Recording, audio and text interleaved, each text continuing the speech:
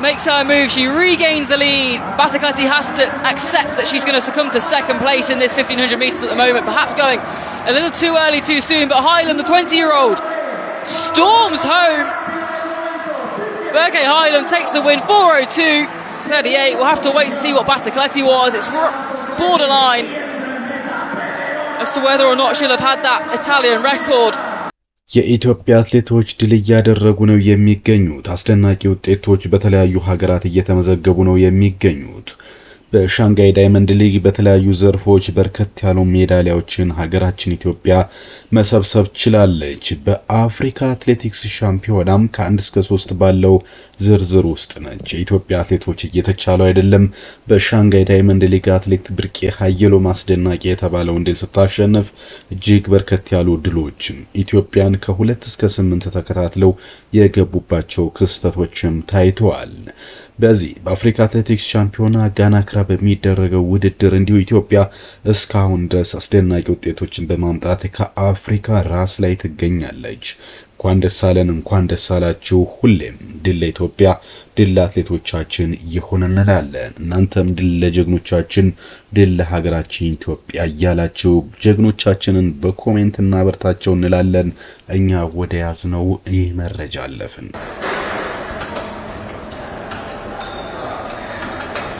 Hey.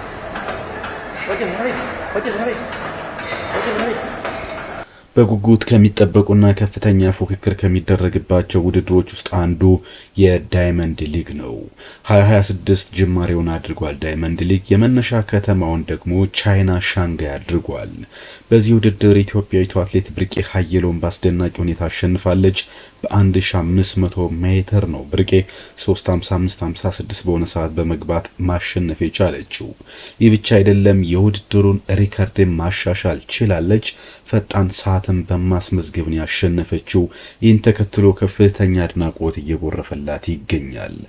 ከዚህ በተጨማሪ በ800 ሜትር ርቀት የምናውቃት ጽጌ ዱጉማ በከዚህ ወጣ ብላ በ1500 ውድድር መሳተፍ አስገራሚ ሆኗል። ይህ ብቻ አይደለም፣ ለሷ አዲስ በሆነው በ1500 ሜትር ውድድር የሀገሯ ልጅ ተከትላ ሁለተኛ በመውጣት የብር ሜዳሊያ ባለቤት መሆኗ ጽጌ ከ800 ባለፈም በ1500 ምን ያህል ተፎካካሪና ምርጥ አትሌት መሆኗን አሳይታለች። እንግዲህ ጽጌ ዱጉማን በውድድሩ ሁለተኛ በመውጣት የዳይመንድ ሊግ ጉዞዋን በአስደሳች ሁኔታ ጀምራለች።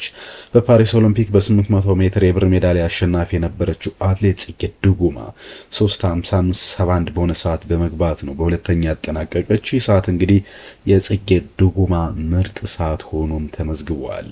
በዚህ ዘርፍ ሌላኛው አትሌት ወርቅነሽ መሰለ በውድድሩ አራተኛ ደረጃን ይዛ ጨርሳለች። ይህችም እንግዲህ ኢትዮጵያውያን ምን ያህል ጠንካራ እንደነበሩ ያየንበት ውድድር ነው። አትሌት ወርቅነሽ መሰለ በአራተኛ ደረጃ ያጠናቀቀችው 3:57:56 በሆነ ሰዓት በመግባት ነው። በዚህ ዳይመንድ ሊግ እጅግ በርከት ያሉ ውድድሮች ነበር የተደረጉት። በሴቶች 5000 ሜትርም ውድድር ተደርጎ ነበር። በዚህ እንግዲህ ውድድር በሴቶች 5000 ሜትር የአንደኝነት ቦታዋን የተለመደችውና አይደፈረው ኬንያዊቷ ፋይስ ኪፒዮጎን አሸንፋለች። እኛ አንደኝነቱን በዚህ አትሌት ብንጠቀም ከ2 እስከ 8ኛ ተከታትለን በመግባት ግን ኃያልነታችንን፣ ጀግንነታችንን፣ ብርታትና ጽናታችንን እንዲሁም የአትሌቲክስ ሀገርነታችንን አስመስክረናል። ይሁንና በዚህ በተፋፈነና ከ2 እስከ 8 ኢትዮጵያን ባሉበት የቡድን ሩጫ ውስጥ ኬንያዊቷ ፋይስ ኪፒዮጎን አፈትልካ በመውጣት ማሸነፏ ምን ያህል እንግዲህ የዘርፉ ፉክክርና እሷ ምን ያህል ጎበዝ አትሌት እንደሆነች ማየት ይቻላል።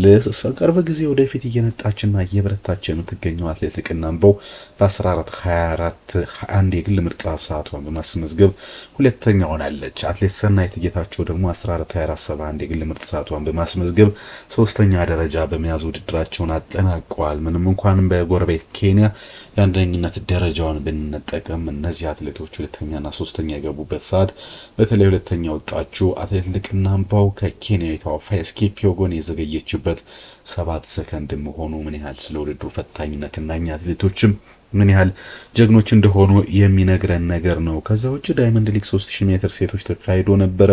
በሴቶች ውድድር ኡጋንዳዊቷ ፔሩዝ አንደኛ፣ አትሌት ኬና ቱፋ 8:59.66 በሆነ ሰዓት መግባት ችላለች። በተለይ ኬና ቱፋ ሁለተኛ መውጣቷን ተከትሎ አስደናቂ የሆነ አድናቆት እየጎረፈላት ነው የሚገኘው። ገና ወጣት አትሌት ነች። እንግዲህ ምርጥ ሰዓቷን ማስመዝገብ ችላለች። አትሌት አለምናት ዋለ 9:10.05 በመግባት አምስተኛ ደረጃን በመያዝ ውድድራቸውን ማጠናቀቅ ችለዋል። ከዚህ በዘለለም ዳይመንድ ሊግ ላይ 3000 ወንዶች ውድድር ተካሂዶ ነበር።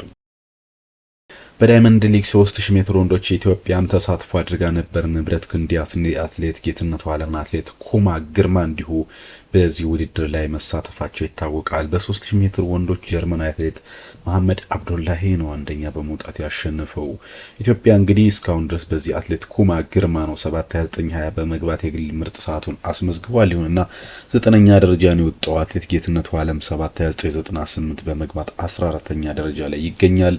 ንብረት ክንዴ ደግሞ 7:34.61 በመግባት 18ኛ ደረጃ ወጥቷል። የውድድር 3000 ሜትር ወንዶች ከባድ ነበር። አትሌት አብዲሳ ፈይሳ 7:36.73 ቢገባም የግል ምርጥ ሰዓቱን አስመዝግቧል። እንግዲህ ለማንኛውም የሴቶች 1500 ሜትር እስኪ እንለፍ። በዚህ በሴቶች 1500 ሜትር ቀደም ሲል እንደነገርኳችሁ ብርቅ ኃይሉም 3:55.56፣ ጽጌ ዱጉማ 3:55.71፣ አቤ ካልዶዌሌ ከአውስትራሊያ 3:56.12 ፐርሰናል ቤስት ወይም የግል ምርጥ ሰዓት ነው። ወርቅነሽ መለሰ ከኢትዮጵያ 3:57.56 አራተኛ ወጣለች። ቀጥሎ ያለውን ደረጃ ደግሞ ከኬንያ ጆርከስ ኤዊ፣ ከአሜሪካ ጄሲካ ሃል፣ ኤምሊ ማኬ 6ኛና 7ኛ በመውጣት አጠናቋል። ከአውስትራሊያ ሳራ ቢሊንግሰን፣ ክላውዲያ ሆሊንጎስ እና ሊንደን ሃል ይህንን ውድድር ከ1 እስከ 10 ባለው ዝርዝር ውስጥ አጠናቀዋል። በነገራችን ላይ ዳይመንድ ሊግ በተለያዩ ዙር የሚደረግ ነው። አሁን ሻንጋይ የተጀመረውን ውድድር አጠቃላይ ነጥብ የዙር ውድድር እንደሆነ ይታወቃል። ኢትዮጵያን ግን እንደ መጀመሪያ ቀን ያስመዘገቡት እጅግ ምርጥ ነው ማለት እንወዳለን። ስለዚህ በድጋሜ እንኳን ደስ አለን፣ እንኳን ደስ አላችሁ ጀግኖቻችንን እናበረታታ እንላለን። አሁን ደግሞ ከዳይመንድ ሊግ ወጣ ብለን እስኪ ሀገር ስለሚጠራበት ኢትዮጵያ የወደፊቷን አትሌቶች የምታዘጋጅበትና በአህጉሩ ከፍተኛ ትንቅንቅ እያደረገች በደረጃ ሰንጠረዥ ከ1 እስከ 3 ስለምትገኝበት የአፍሪካ የአትሌቲክስ ሻምፒዮና ውጤት እንንገራችሁ።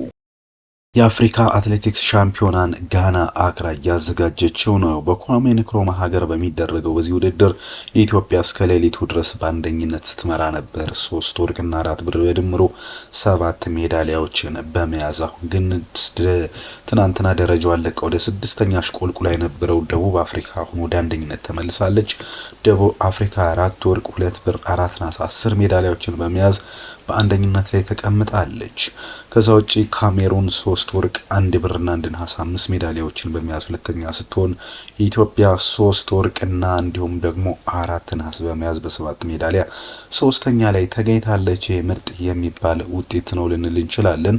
ምክንያቱም ኢትዮጵያ 1 ብር ብታገኝ ወደ ሁለተኝነት መውጣት የምትችልበት እድል አላት። እንዲሁም ደግሞ ሌላ 1 ወርቅ ከጨመረች በቀጥታ ወደ አንደኝነት ትመጣለች። ከባድ ፉክክር ውስጥ የነበረችው ናይጄሪያ ወደ አራተኝነት ወርዳለች።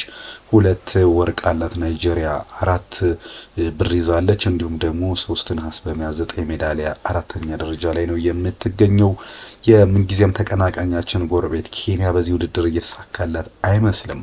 የውድድሩ መጠናቀቅ ላይ የምታሳየው አቋም ምን ይመስላል የሚለው እንዳለ ሆኖ ኬንያ በአሁኑ ጊዜ 1 ወርቅ 3 ብርና 1 ነሐስ በመያዝ በ5 ሜዳሊያ 7ኛ ደረጃ ላይ ነው የምትገኘው። እስካሁን ድረስ 18 ሀገራት ሜዳሊያ ዝርዝር ውስጥ በገቡበት የጋናው አክራው የ2026 የአፍሪካ አትሌቲክስ ሻምፒዮና ፉክክር ከፍ ባለ ስሜት እየተደረገ ነው የሚገኘው። ኢትዮጵያም ቀሪ ውድድሮች አሏት። ኬንያም በተመሳሳይ ሌሎች ውድድሮች አሏቸው። እነዚህ ከግምት ሲገቡ እንግዲህ ጠንከር ያሉ ውጤቶች ሊመዘገቡና የኢትዮጵያ ደረጃ ሰንጠረዥም ሊሻሻል ይችላል ተብሎ ይጠበቃል። ክቡራትና ክቡራን የሁሉ ስፖርት ቤተሰቦች ወደ ኋላም አትሌት ኃይሌ ገብረስላሴ ለዮሚፍና ባለቤቱ የመከራቸውን ምክር በተመለከተ ልዩ ዘገባ ይዘን እንመለሳለን። ያሁን ግን በቃ ቻው።